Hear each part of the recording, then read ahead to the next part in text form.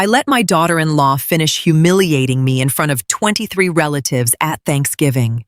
Then I stood up, smiled, opened my banking app, and canceled the 5 payments that had been quietly keeping her luxury life from collapsing. The weight of the homemade pumpkin pie in my hands did a little to steady my nerves as I stood on my son's front porch. Through the glass panes of the front door, I could see the chaos inside relatives laughing, talking, and moving under the bright living room lights. For a split second, I seriously thought about turning around, driving back to my little apartment, and spending the evening alone. But right then, my son Julian spotted me through the window and rushed to open the door. "You made it, Mom," he said, forcing a smile. I stepped inside, and the rich aroma of roasted turkey immediately hit me. My daughter-in-law Vanessa sauntered over, took one look at my pie, and snatched it from my hands without so much as a "thank you." Her eyes instantly flicked down to my simple handbag. Vanessa was wearing a pricey designer dress and a gold watch that practically blinded you under the dining room lights. For 3 years now, she'd been bragging about her wildly successful online boutique. But I knew better. At the dinner table, everything seemed picture perfect until my niece asked me for some advice on high-yield savings accounts. Before I could even finish my first sentence, Vanessa cut me off, her voice ringing out across the entire room. "Oh, please, Evelyn, stop constantly asking everyone about money. It's getting really embarrassing for the rest of the family." A suffocating silence fell over the room. 23 pairs of eyes stared blankly at me. Julian looked down at his plate, flushed crimson, and didn't say a single word. Nobody defended me. In fact, looking around, I realized they all actually believed I was the one begging for financial handouts. I didn't argue. I didn't cry. I just offered a mild, polite smile, calmly stood up, and walked over to the coat closet. I reached into my purse and pulled out my phone. Opening my banking app, I stared at the 5 recurring monthly transfers that drained my account every single month. Vanessa's luxury car lease, her private health insurance, and 3 separate credit card minimums. Over the last few years, I had quietly funneled over $60,000 into their lives just to keep my son's family from drowning. With 5 precise taps, I canceled every single automatic payment. There was no going back. As I slipped my coat on, a deep, unshakable wave of peace washed over me. The game was officially over. The next morning, I sat in my kitchen, sipping a cup of black coffee. The soft autumn light filtered through the blinds of my Boston apartment, casting long shadows across the table. Instead of my usual notepad, I had my laptop open. I fired up a blank Excel spreadsheet and began logging the data from the past 5 years. Every single wire transfer Vanessa had begged for as a short-term bridge loan was now laid bare in black and white. The final tally at the bottom of the column was unforgiving $62,400. Right on cue, my phone began to buzz on the counter. It was Vanessa. I declined the call and flipped the phone to silent. Over the next 2 hours, 15 more calls and a relentless flood of text messages poured in. The texts perfectly tracked the stages of her panic. First confusion, then impatience, and finally pure, unadulterated rage. "Why did the payments bounce? Call me back right now." The dealership just called me. I calmly finished my coffee, shut my laptop, and headed out for my usual Friday morning trip to the local farmer's market. Around 2 in the afternoon, my landline rang. When I picked up, I heard Julian's frantic, breathless voice. "Mom, Vanessa is completely hysterical. She says there's a major glitch with the bank accounts. Did you change something?" His voice was shaking. He was, as usual, completely overwhelmed. "I didn't change anything, Julian. I replied, my voice steady and firm. I simply stopped paying Vanessa's bills. She told the entire family last night that I was begging for money, so I just wanted to make sure I stopped embarrassing her. A heavy, agonizing silence fell over the line.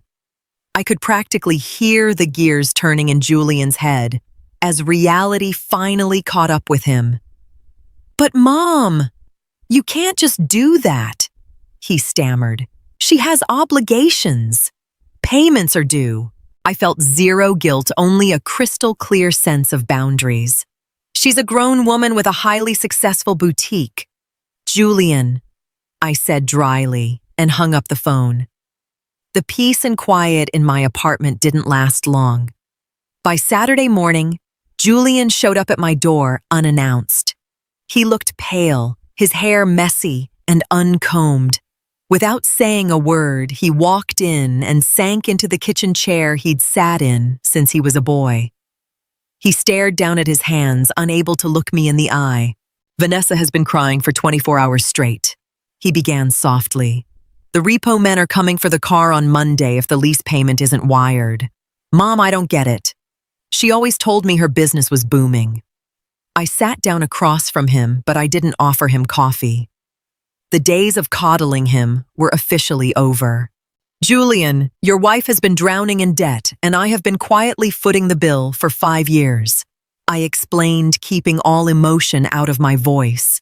"I did it because I thought I was protecting you. But after she chose to humiliate me in front of the entire family, my charity is officially revoked." He swallowed hard. He knew I never lied. The hard facts were staring him right in the face. "What am I supposed to do now?" he asked helplessly. It was that same passive attitude he'd hidden behind for way too long. He was waiting for his mother to wave a magic wand and fix it. "I think you need to audit your wife's finances, Julian, and it's time you start looking at the truth." I stood up and walked over to open the front door.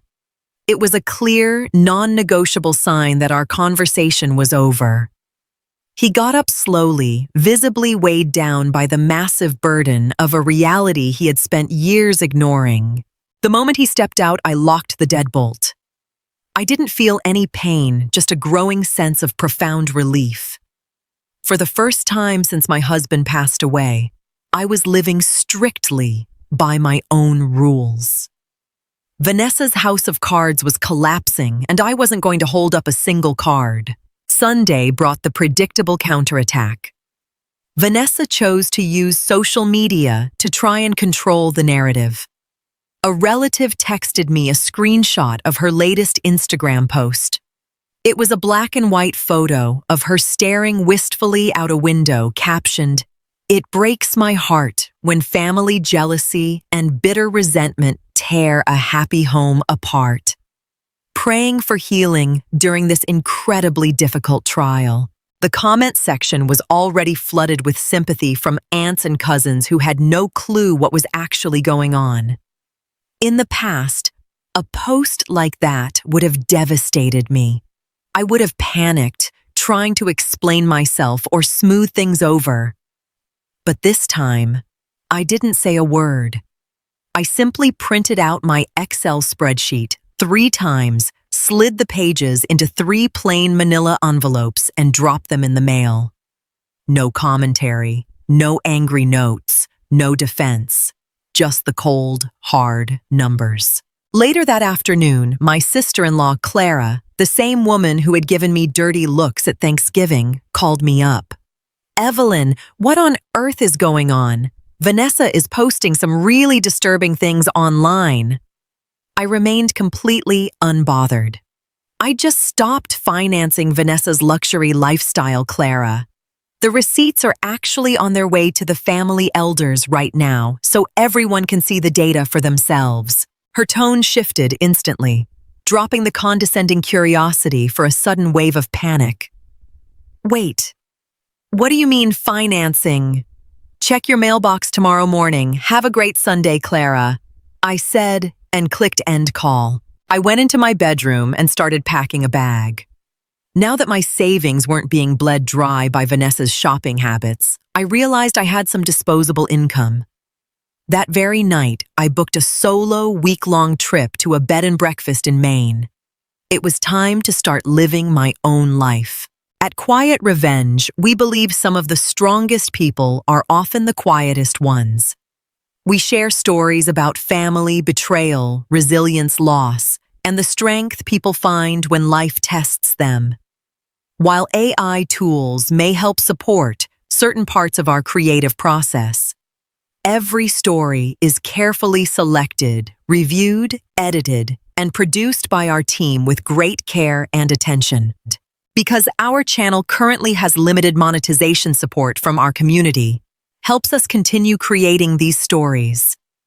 If Quiet Revenge has ever kept you company, touched your heart, or reminded you that strength can come quietly, please consider supporting us with the price of a small cup of coffee. Patreon, https://www.patreon.com/Quiet Revenge Family Co-Fi, https://co-fi.com/The Story Family PayPal, https://www.paypal.com/PayPal.me/Kan Thank you for being part of this community. By Tuesday afternoon, the inevitable showdown happened. I was loading groceries into the trunk of my car when Vanessa practically materialized out of thin air in the supermarket parking lot. She had her oversized designer sunglasses on, but her body language was pure venom. She marched toward me, the heels of her expensive boots clicking sharply against the asphalt. "How dare you?" she hissed, stopping inches from me. She tried to keep her voice down to avoid a scene, but her face was distorted with rage. "You are completely destroying my reputation with the family. What is the meaning of those letters you sent out?" I calmly shut my trunk and looked her dead in the eye. My heart wasn't racing. I wasn't afraid. "They're just my bank statements, Vanessa. Numbers don't lie. You told the whole family I was begging you for money. I simply provided the paperwork to show exactly which way the cash was actually flowing.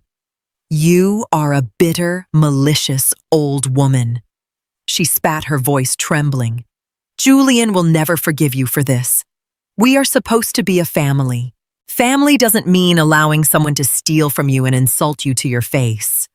I replied evenly, "If you want to talk about paying back the $62,400 you owe me, we can set up a payment plan. If not, we have absolutely nothing left to say to each other." She stared at me like she was looking at a total stranger. The soft, timid mother-in-law who swallowed every insult had left the building. Without waiting for her to reply, I got into the driver's seat, started the engine, and slowly pulled away.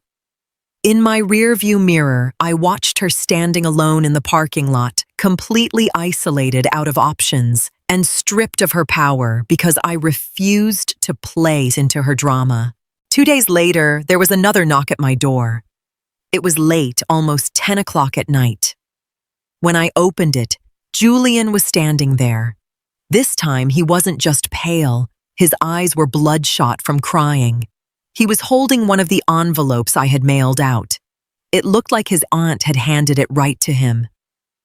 "Is this real, Mom?" he asked, his voice cracking. $6,000 just for her credit cards and car every single year. He slumped onto the kitchen chair and buried his face in his hands. I finally went out and pulled the records for our joint accounts. She lied about everything. Our entire down payment savings for a house. It's just gone. I sat down next to him, but I didn't reach out to hold him. He needed to sit in this pain if he was ever going to grow up. "Yes, Julian, it's real. I thought I was protecting you by covering for her, but I see now that was a mistake. You have to handle this." She wants me to cash out my 401k to save her car, he whispered. She told me if I don't, she's packing her bags. And what are you going to do? I asked him bluntly. This was the fork in the road for his entire life. Julian looked up, and for the first time in years, I saw a spark of genuine resolve in his eyes. I'm not touching my retirement. If she wants to leave, she can leave. I can't live like this anymore. He stood up, gave me a tight, brief hug, and walked out. His footsteps down the stairs were heavy, but they sounded intentional. I locked the door and took a deep, clean breath. The purge had begun. It was going to be excruciatingly hard on my son, but it was the only way he was ever going to become his own man. My finances were secure, and my boundaries were set in stone. As the weeks turned into months, the entire family dynamic shifted. Vanessa tried hitting up other relatives for cash, but my letters had done their job perfectly. Nobody was willing to fund her lifestyle. Julian took total control of his paychecks and completely locked her out of his accounts. The luxury SUV was repossessed, and Vanessa was suddenly taking the city bus to a retail job she'd managed to find at a local department store, a far cry from her dreams of being a boutique mogul. One Saturday, Julian called me up. He sounded exhausted, but significantly grounded. Mom, Vanessa, and I started marriage counseling, and we're working with a financial planner to restructure our debt. Vanessa wants to talk to you. She wants to apologize. I thought about it for a beat. She can join me for a walk in the park this Sunday. But she is not allowed in my apartment. I kept the boundary firm. My home was my sanctuary now, and no one who had disrespected me was getting across that threshold. On Sunday, I met them both at the park entrance. Vanessa was wearing a basic winter coat. No designer bags, no flashy jewelry. She looked older, tired but more real. She kept her eyes glued to the pavement as we started walking. "I'm so sorry, Evelyn," she muttered as the cold wind rustled the bare trees. "I was incredibly arrogant, and I was cruel to you. I didn't slow my pace. I kept walking right alongside them. I accept your apology, Vanessa, but words don't mean much to me anymore. Actions do. You will wire me $200 from your paycheck on the first of every month until the debt is cleared. It's going to take a very long time, but that is the only way we will ever build a bridge back to a relationship." She nodded silently. She knew she didn't have a single card left to play. The first week of the new year brought a pleasant surprise. When I logged into my online banking on the first business day of January, I saw a pending deposit, $200, memo payment. N.V. Cole. I stared at the screen and felt a quiet rush of satisfaction. It wasn't about the money. $200 didn't change my lifestyle one bit. It was about the principle. For the first time in her life, Vanessa was taking accountability for her actions. My trip to Maine was exactly what my soul needed. I spent my days walking along the rocky coastline and my evenings reading by the fireplace in my room. Not a single frantic phone call disrupted my peace. Julian called me just once to let me know they had officially moved into a much smaller, affordable two-bedroom apartment. They had broken the lease on the massive rental house they never could afford in the first place. When I got back home, I invited Julian out to a quiet little diner in my neighborhood, just the two of us. He looked great. He'd lost some weight and seemed incredibly present. "How's work going, honey?" I asked. "Really well, Mom. I actually just got a promotion because I've finally been putting in the extra hours," he said, with a genuine smile. "And Vanessa is actually sticking to the budget. It's a huge adjustment for her, but the complaining has stopped." I reached across the table and squeezed his hand. "I am so proud of you, Julian. You took the wheel." He looked at me with pure gratitude. In that moment, I realized my tough love hadn't just saved my own peace of mind, it had saved my son's marriage from an inevitable catastrophic crash. Sometimes the deepest form of love is the one that says no. By the time spring rolled around, the family wounds had begun to scab over. The initial shock and gossip had completely burned out. The relatives stopped taking sides because the paper trail was simply undeniable. Vanessa's $200 payments arrived like clockwork on the first of every month. I funneled every single cent into a separate savings account earmarked for Julian's future children if they ever chose to have them. I didn't touch a dime of it. For Easter, Julian and Vanessa invited the family over to their new apartment. It was a modest place in a working-class neighborhood, furnished with simple, practical IKEA furniture. I was the first to arrive. Vanessa opened the door, and this time she was wearing a simple kitchen apron. "Hi, Evelyn," she said politely, leaning in for a brief, respectful hug. "I'm so glad you could make it. I actually made a coffee cake using your recipe." Stepping inside, I could immediately tell the atmosphere had completely shifted. The suffocating pressure to look perfect had evaporated from their lives. Julian was in the kitchen, happily washing dishes. There were no expensive bottles of champagne on the counter, just regular coffee and a pitcher of water. During brunch, I sat back and watched the room. Vanessa served her guests attentively, completely stripped of the nasty, condescending attitude of the past. She had learned the hard way that respect isn't something you can buy with a credit card. I chatted with her naturally, but maintained enough distance to keep my boundaries intact. We weren't best friends, and we probably never would be. But we had negotiated a truce built on mutual respect.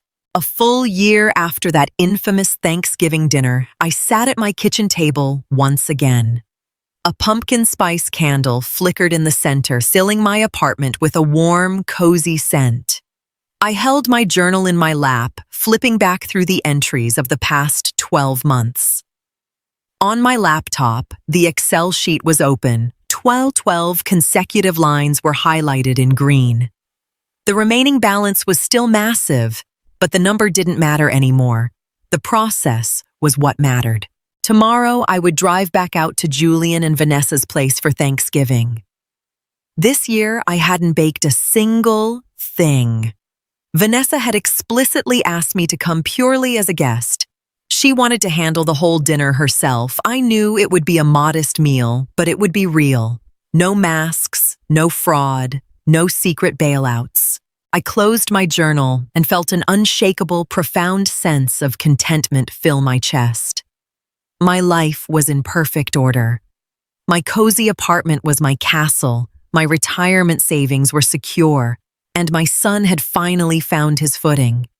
I had learned that putting up walls isn't an act of cruelty. It's an act of self-preservation and real, authentic love. The numbers on my laptop screen glowed softly in the dim kitchen light. They had never lied to me, and they had helped me drag the truth out into the open. If you asked me today if I'd do it all over again, I wouldn't hesitate for a single second. I would delete those 5 automatic payments every single time. Because at the end of the day, a quiet mind and a peaceful heart are the only riches that actually matter. I turned off the light and looked forward to tomorrow. At Quiet Revenge, we believe some of the strongest people are often the quietest ones. We share stories about family, betrayal, resilience, loss, and the strength people find when life tests them. While AI tools may help support certain parts of our creative process, every story is carefully selected, reviewed, edited, and produced by our team with great care and attention. Because our channel currently has limited monetization support from our community, helps us continue creating these stories. If Quiet Revenge has ever kept you company, touched your heart, or reminded you that strength can come quietly, please consider supporting us with the price of a small cup of coffee. Patreon, https://www.patreon.com/Quiet Revenge Family. Ko-fi, https://ko-fi.com/The Story Family. PayPal, https://www.paypal.com/PayPal me/Kan Hongmin. Thank you for being part of this community.